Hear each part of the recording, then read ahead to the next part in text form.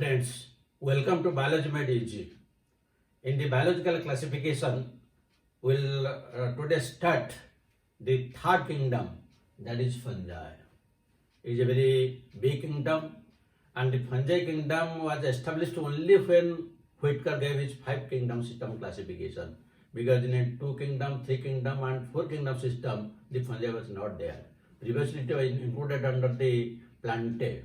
Only in 5th kingdom it is completely separated. So it is a very big kingdom.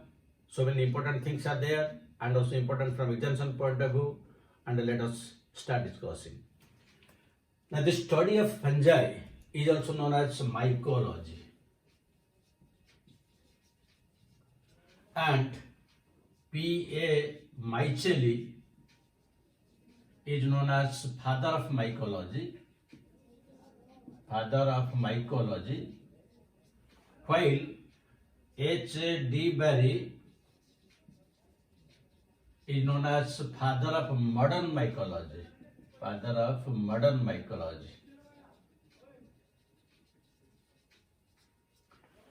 Fungi is a very large group and it has nearly 1 lakh species are there. It is such a big kingdom. And all these organisms that are included under fungi, they are usually they are heterotrophic eukaryotes. Now let us discuss the general characters one after another. Now first let us discuss the habitat. Where these fungi are found? They are found everywhere. They are found in the soil, found in the air, found in water, found in the body of animals, plants. They are found everywhere, just like bacteria. They are almost cosmopolitan. But they prefer warm and humid climates. Though they can survive in all conditions found everywhere, but warm and humid conditions are preferred by them. That is one of the important conditions. Now, depending upon their habitat, they are again of different types. And that is again very important from examination point of view. They may be coprophilous. Coprophilous when they grow in cow dung. They may be curticulous when they grow on tree bark. They are lignicolous when they grow on logs of wood. And they are saxicolous when they grow on a rock surface. And they are keratinophilous when they grow on hair or horn, where keratin protein is there. So these are some of the important depending upon their habitat. Now next that we'll discuss is the nutrition of the fungi.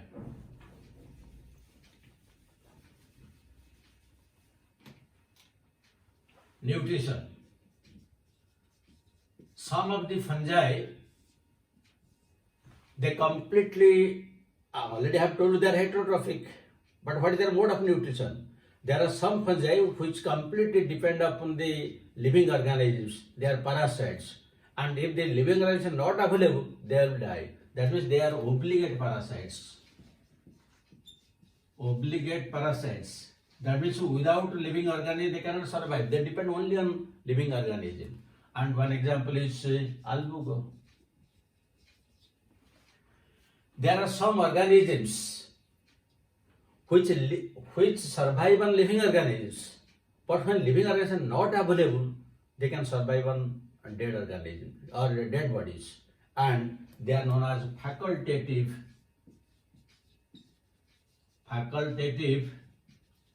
saprophytes.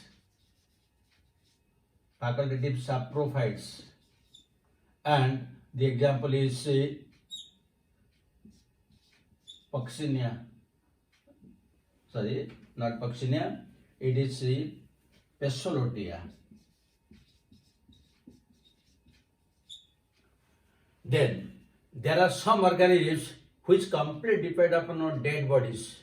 They are obligate saprophytes. Obligate saprophytes.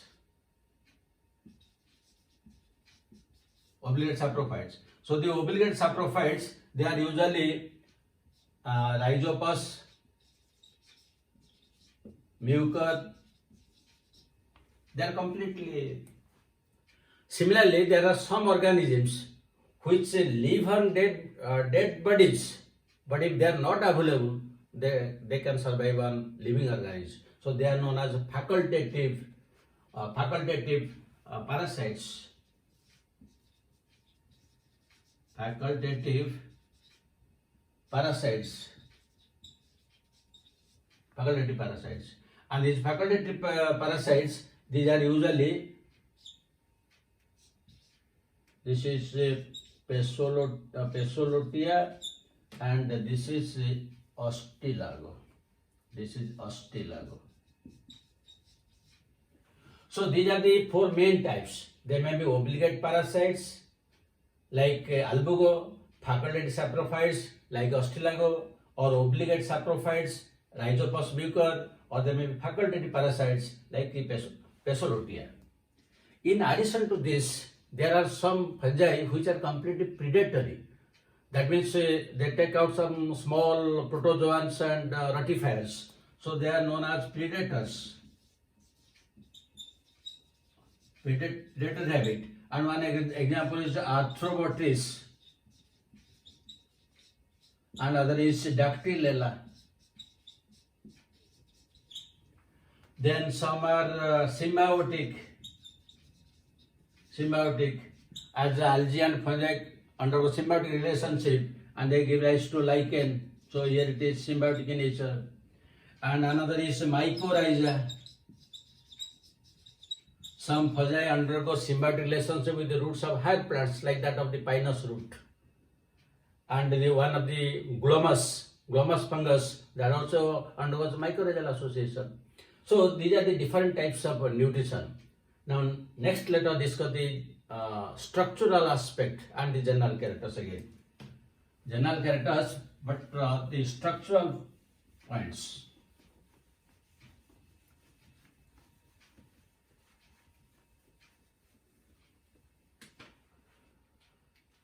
So we will discuss the different aspects of the structural point of view. Usually the fungi are multicellular and filamentous. That's the common character. They are multicellular and filamentous. But exception is yeast. Yeast is unicellular. Yeast is unicellular. Except yeast, most of the fungi are multicellular and they are filamentous. Now when they are filamentous, again two questions come out. When they are filamentous,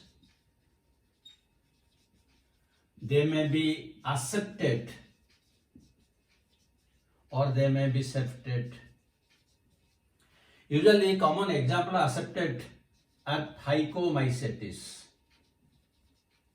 And the common example of septate, these are usually Ascomycetes and Basidiomycetes.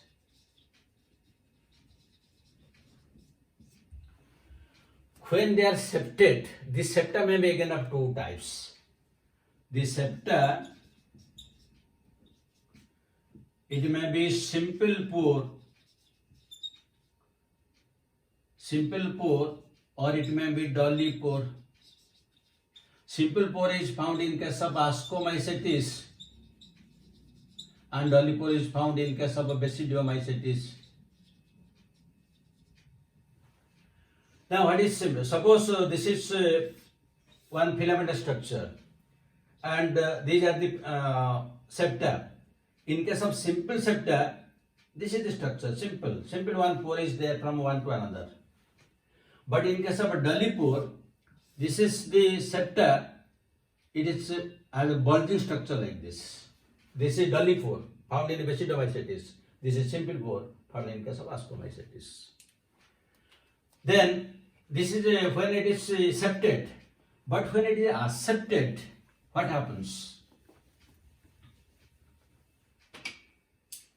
This is one structure. Now this is one cell.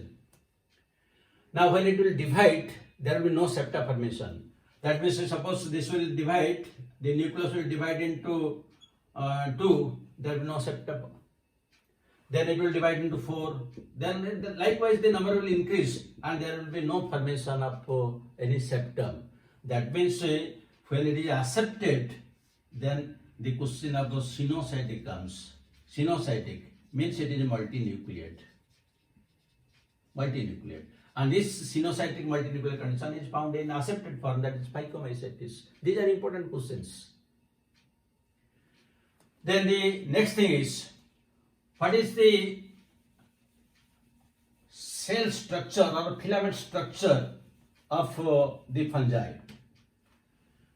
Usually, the cell wall of a fungus is made up of fungal cellulose. And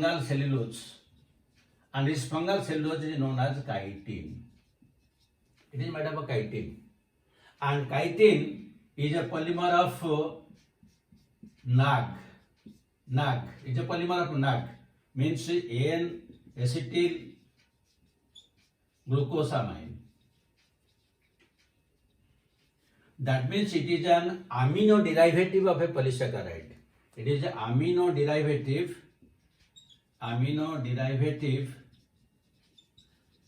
of a polysaccharide.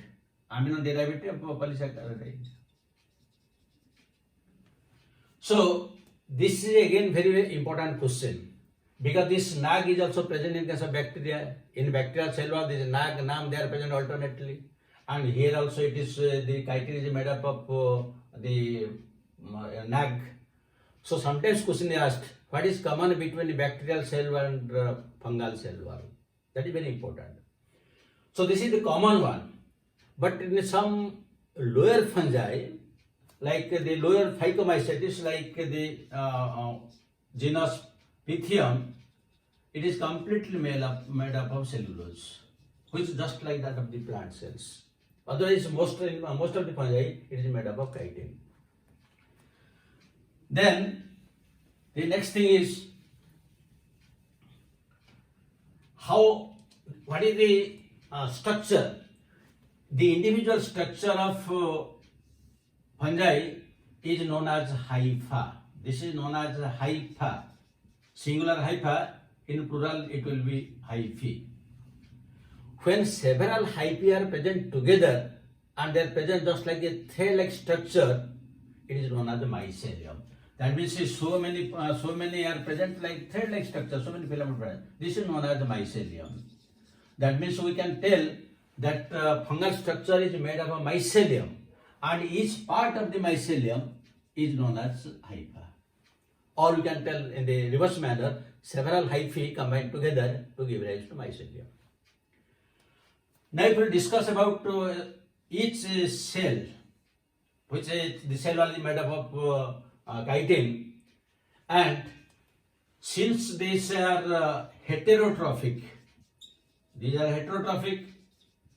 means no chlorophyll. There is no chlorophyll. So when there is no chlorophyll, that means chloroplasts are not there, but other organelles are there. But in case of a Golgi body, you will find that is unicisternal Golgi body. That means in Golgi body what happens? Several cisternae are present like this, one after another, in a parallel stacked manner. But in case of fungi, it is only single. In each cell there will be a single one. There is unicisternal Golgi body in case of fungi. That is one of the very important characters. Then, what about the reserve food materials? Since they are heterotrophic, the reserve food materials is glycogen.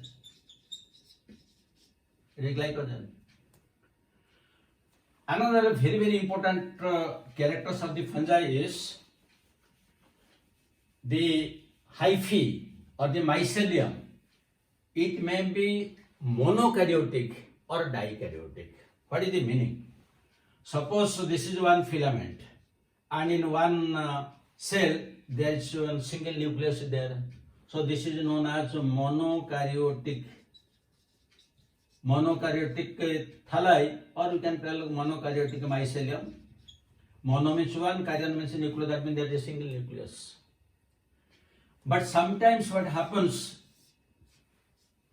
usually during sexual reproduction, two such hyphae will combine together. There will be plasmogamy, but not karyogamy immediately.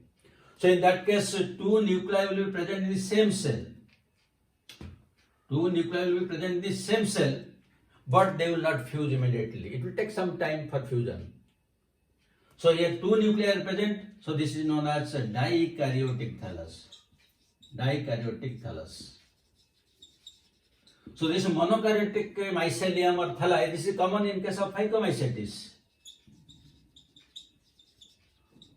But the dikaryotic thalli or dikaryotic mycelium is common in case of ascomycetes and basidiomycetes. These are important from examination point of view. We have to remember these things. Then, what about the mitosis? Now, when a mitosis takes place, this cell equally divides into two, and here the mitosis, the type of mitosis is known as karyochoresis. Karyochoresis. It is a special type of mitosis which takes place in case of fungi. Usually we know that in mitosis the nuclear membrane dissolves towards the end of prophase and again reappears. But in case of karyochoresis, which is commonly occurs in case of fungi, the nuclear membrane doesn't dissolve, but it divides. The spindle is formed and the nucleus divides too. So here, a nuclear membrane does not dissolve. This is one of the important characters. Then another, coming to meiosis. When sexual reproduction will take place, naturally there will be meiosis. But here again, in some of the ascomycetes, there is a special type of meiosis known as brachymeiosis. Brachymeiosis. All these are very important from examination point of view. Brachymeiosis, this is common in some ascomycetes, not in all, some ascomycetes. So what is brachymeiosis? Here there will be two reduction divisions. But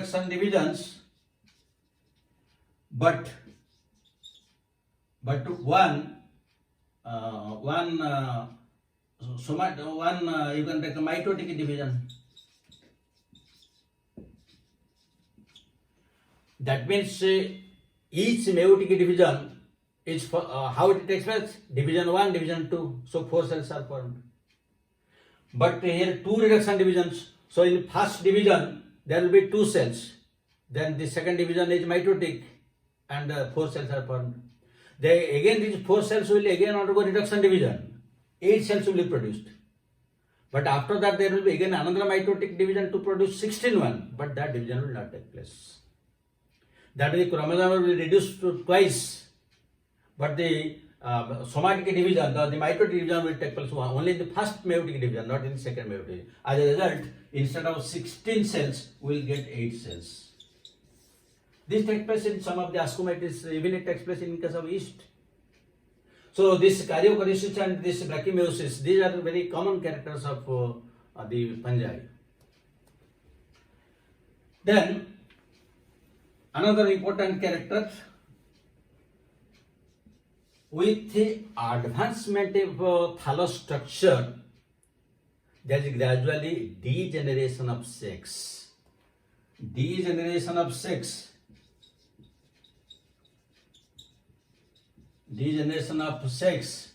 with advancement of thallus structure. That means as we will proceed from phycomycetes, then ascomycetes, then basidiomycetes, then to deuteromycetes. So gradually there is improvement in thallus structure, but as we improve in thallus structure, there is a gradual reduction in the sex organs, and in the last one, the deuteromycetes, you will find the sexual reproduction is completely absent.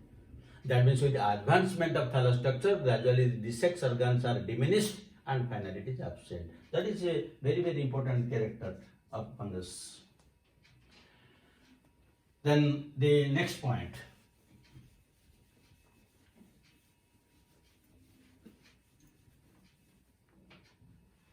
The next point is, usually the fungi, you will find either the unicell or the mycelium is present, but tissue is never. The real tissue, as we discuss in case of higher plants, parenchyma, collenchyma, sclerenchyma, all those things, that tissue is not there. But when it gives rise to fruiting bodies at the time of sexual reproduction, it gives rise up to some tissue-like structures. So that is known as, we can call it a false tissue. False tissue. And this false tissue is known as plectenchyma. Plectenchyma. So this is usually formed during the formation of fruiting bodies. And this plectenchyma, again, it may be progenchyma, or it may be pseudoparenchyma. In progenchyma, the tissue are loosely and parallelly arranged. They are very loose and parallel. But here they are very compact and intertwined.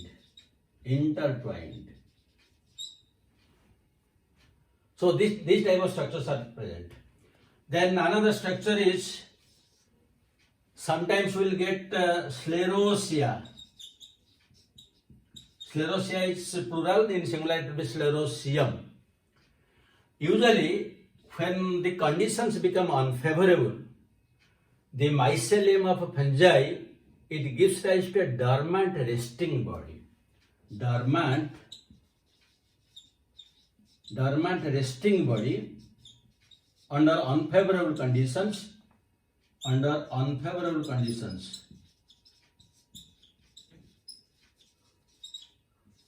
This is known as sclerosium and is commonly found in case of claviceps. Then another character is rhizomorph.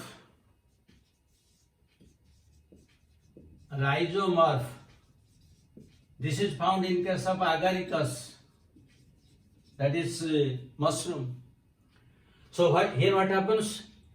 The mycelium are tightly packed to look like the root of a plant body. So root-like mycelium found in case of agaricus, that is known as rhizomorph. Then another structure is that is stromata, not stomata. Is there. Stromata. In case of some deuteromycetes,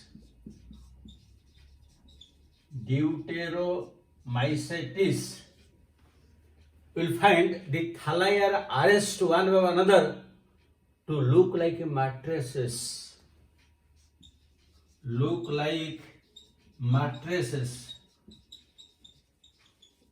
So that is known as stromata. So these are the different aspects of some of the general characters of fungi, like their habitat, their nutrition, and the structural aspect. But there are so many important things also in case of the reproduction, but that we'll discuss after a brief break. But before that, I will give you questions.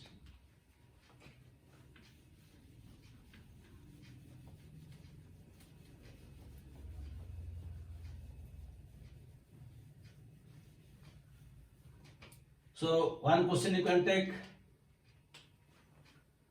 which of the following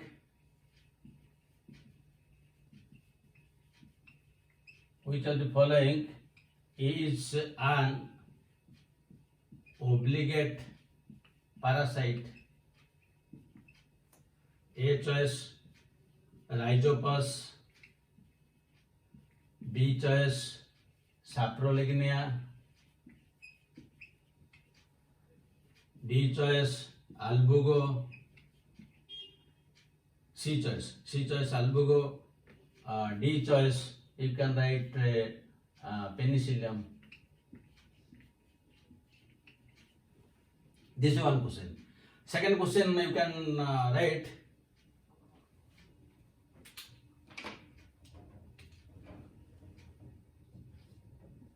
when the fungi grows on cow dung, it is known as A choice Corticolus, B choice Coprophilus, C choice Lignicolus,